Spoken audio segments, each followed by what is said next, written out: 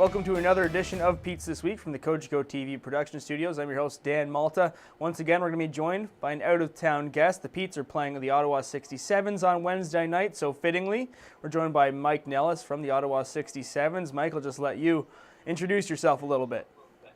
Well, thanks, Dan. Thanks for having me on. It's great to be here. My name is Mike Nellis. As I mentioned, I'm a game day communications specialist with the Ottawa 67s, so I work for the team and I create content for Ottawa67s.com, and I also do media relations for the team after every game. So it's a busy job, but thankfully I can be a little bit of an expert, I guess, when it comes to things that are going on around the team.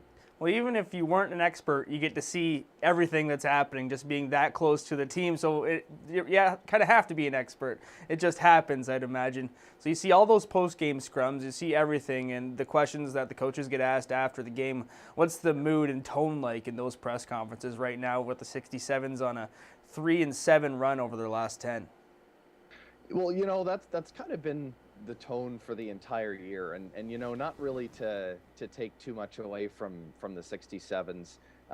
They're a very young team. This was going to be a rebuilding year from the start. They didn't expect to make too much of a splash in terms of the standings, but are still in the playoff race because the Eastern Conference is a lot weaker than the Western Conference in the Ontario Hockey League. But I think the mood is pretty straightforward with the 67s. Associate coach Mike Eastwood and head coach Jeff Brown, they've been pretty adamant for the entire year that this is a team that's going to get better as the season has gone on. And I think that in terms of the standings, we haven't really seen them get better in terms of winning games and getting points, but their play, you can see a lot of their guys. 4 of their defensemen are 2000-born players. You can see those guys really start to get accustomed to the OHL as it moves on. And I think that's really what they're looking for this year, is the development of the team rather than the on-ice results, and those will come in the future. Absolutely, and Sasha Chmelevski just participating in the top prospects game. But a big hit, in my mind, to the roster, Ty Fellhaber, I believe that was on the February 4th game against Oshawa. He went down, and Jeff Brown mentioned that he's going to be out for an extended period of time. Yeah, he's out 4 to 6 weeks with a wrist injury now, Ty Fellhaber. It was actually against Erie at the Canadian Tire Center where that injury happened. He just lost an edge and went hard into the boards. It looked like it was a shoulder injury at first as he was going off the ice, but then we were looking closer, and it looked like the trainer, Dan Marinowski, was tending to his wrist. So that's what we thought it was upstairs. And then after the end of last game, we asked Jeff Brown. He had an extended conversation with the team doctor after the game, and it was right away where they diagnosed it as a wrist injury for 4 to 6 weeks. So yeah, Fellhaber has been somebody who came into the lineup later on after the trade over from Saginaw, and he's been a good depth acquisition to the forward core that's been a pleasant surprise for the 67s this year. So yeah, they're going to miss him. Yeah, dangerous amount of chemistry that he had with Archer Tyanulan. It was impressive last time they were at the PMC. Now, in terms of the coaching staff, associate coach Mike Eastwood and Jeff Brown, is Jeff Brown working his way back into doing full-time head coaching duties? Is he traveling with the team now?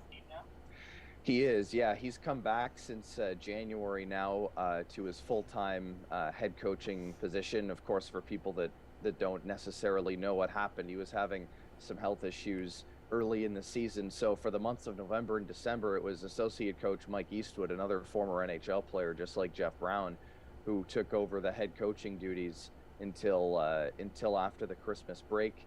I believe Mike Eastwood was there again for the first 2 games after Christmas, but early in January, Brown came back, and he's been at the helm ever since. And the team has they started slow after coming back to Jeff Brown. I'm not sure what that was, whether it was just a question of getting used to the way that he coaches once again, or whether it was just a slide that a team experiences through a season. But after Jeff Brown came back, they actually lost 7 straight games. Wow. And then after that, won a couple games in a row. So they've gotten themselves back up into contention as of late. But when you see that 3-7 record that you mentioned off the top in their last 10 games, that extends back into the lengthy losing streak that the 67s had, that they've kind of gotten over recently.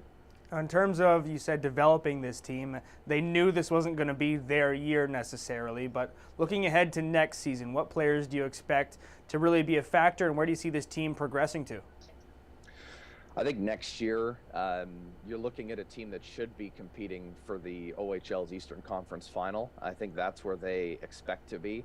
And looking at their players and where they've been able to get themselves, the younger core, I should say, I think they have a chance of getting there. And you mentioned Sasha Chmelevski and also on the back end, Noel Hoffenmeyer. Those are two guys that are going to be impact players for a long time in the OHL, unless they manage to make a jump before that. But I would expect to see them back for at least next year and potentially even another year after that.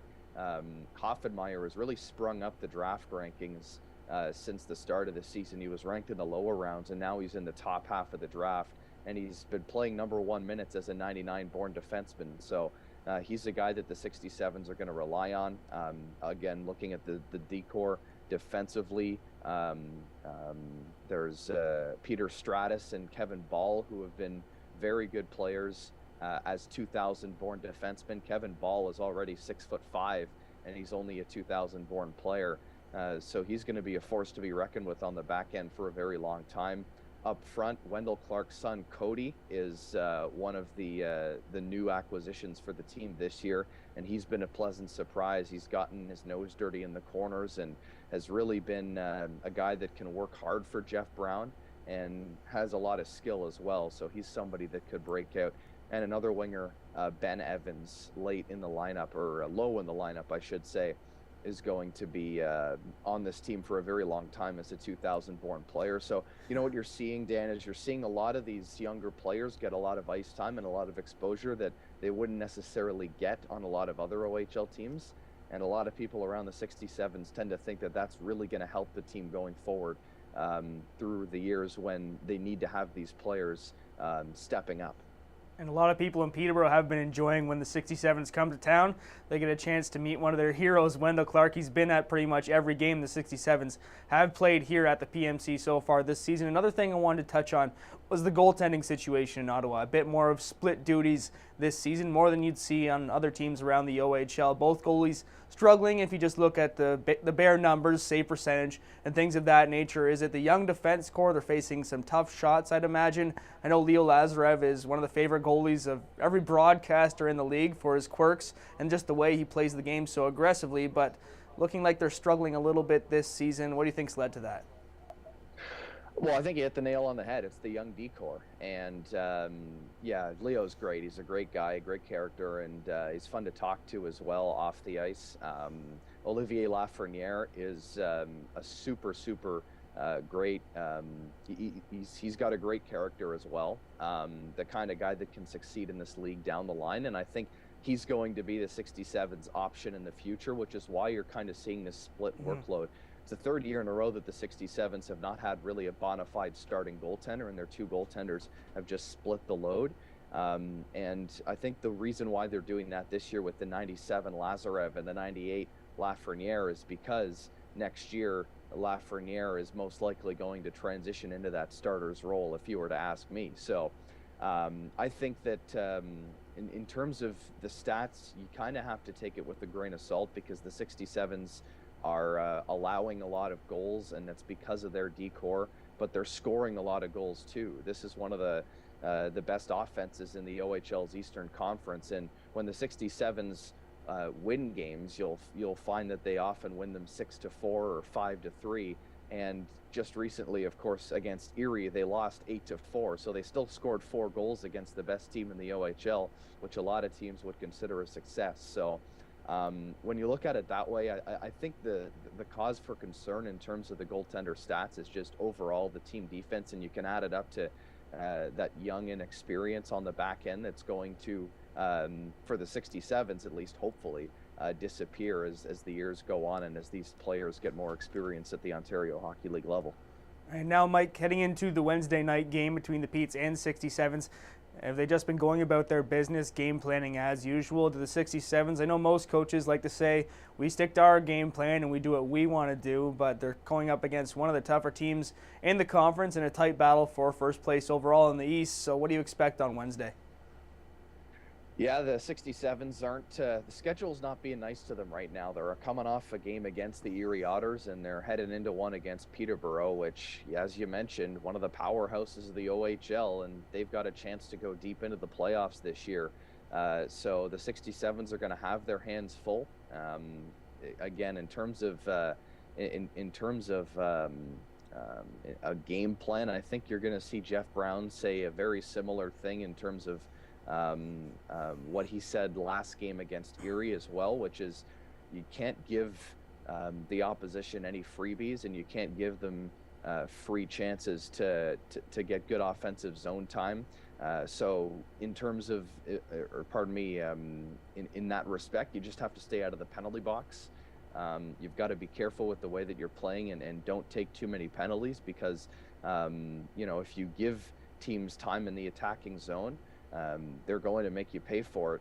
Erie's deadly attack last game against Ottawa, they had quite a few power play goals in the 8-4 victory that I mentioned before. So you really can't discount that. And the other thing too is you got to match their speed. You got to match the intensity toe-to-toe early in the game. One of the problems that the 67s had early this year was that they didn't start very well. They were giving up early leads, and they found themselves playing catch-up from the early portions in the first period, and they can't really afford to do that. Lately, it's been better. Their starts have managed to come around, and they did that against Erie. The Otters only got their first goal in the late portions of the first period, but they've got to continue to do that, match the intensity, and try to get some quality shots toward the goal early in the game to try and catch the Petes off guard, maybe get an early lead and get them playing catch-up. All right, now, Mike, two last questions for you. Who would you pick as the MVP for the 67s at this point in the season, or to this point in the season? Well, for me, it's no question. It's Artur Ternulin. He's already over 55 points now, and this is a guy that came in, and he was supposed to be one of the better players on the 67s this season, and he really hasn't disappointed. One of the more recent goals that he scored was ranked number 1 in the OHL's top 5 plays of the week. It was an overtime winner against Niagara when he put the puck between his legs and then between the legs of a defender before tucking it around Stephen Dillon, the Niagara Ice Dogs goaltender, for the game-winning goal. So that's the skill that Artur Ternulin brings. That's what he's brought all year. He's a flashy player that's finesse is unmatched on the team. He brings a lot of speed, and here's the thing that people don't necessarily know about Ternulin is he's a 200-foot player. He plays the defensive side of the puck very, very well. He always has. He's gotten some knocks for that with the back check, but a lot of the time, if you watch him in the defensive zone, he's very smart below his own blue line, and can contribute that way too. So he's a flashy guy, but he's definitely got that flair defensively. And the player you think the 67s are most worried about on the Peterborough Petes? Oh, you know what?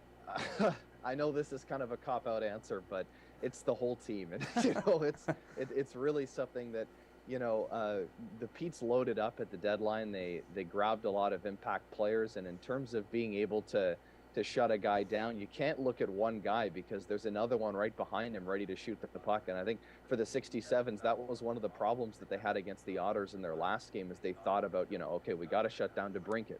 You have to shut down Cirelli. And, there's always going to be the other guys behind him. Obviously, Dylan Strome as well, but that's a deep team. Peterborough's the same way. You can't focus on one player and be worried about one player. It's the entire team, in my opinion. So I know it's not really the answer that you're looking for there, Dan, but that's fine. But when you're listing Dylan Strome as the third most dangerous guy in a team, there's something to worry about. We saw the Erie Otters just about a week ago here in Peterborough, and they were everything. They're advertised to be very dangerous. So you're on Twitter, Mike. Where can people follow you? What kind of content are they going to find if they do follow you on Twitter? My username is @96Nellis. It's spelled Nellis, and you can find tweets about the Ottawa 67s. I'll often fire out some pictures that our wonderful photographer Val puts out after every game. with some results, and I also tweet video from post-game pressers. Just started doing that recently, actually, and it's been getting some good traction. So some video content as well, and basically just tweets about all things sports, Ottawa-based sports, and all around the country. The hot ticket, of course, was the Super Bowl recently. I wasn't able to watch the game, but I did get a few things out there. So yeah, you can follow me on Twitter, 96 Nellis. All right, we'll be following along after the game on Wednesday night. Do you have a quick score prediction for us? Score prediction. Maybe this is, maybe I don't know if a 67's fan asked me if I'd say this, but I'd go 4-2 for the Petes. I think Peterborough is going to take it. Ottawa is a rebuilding team, and I know they're the hometown team for me, but Peterborough is hard to beat, and I think it would be unwise to bet against them for Wednesday night. Well, Mike, you're only airing in Peterborough and the Peterborough area, so you know your audience well. Thanks again for joining me. We'll catch up soon as the season goes on. That was Mike Nellis once again from the Ottawa 67s organization. We'll head to break now on Pete's This Week. When we come back, highlights from some recent Pete's action.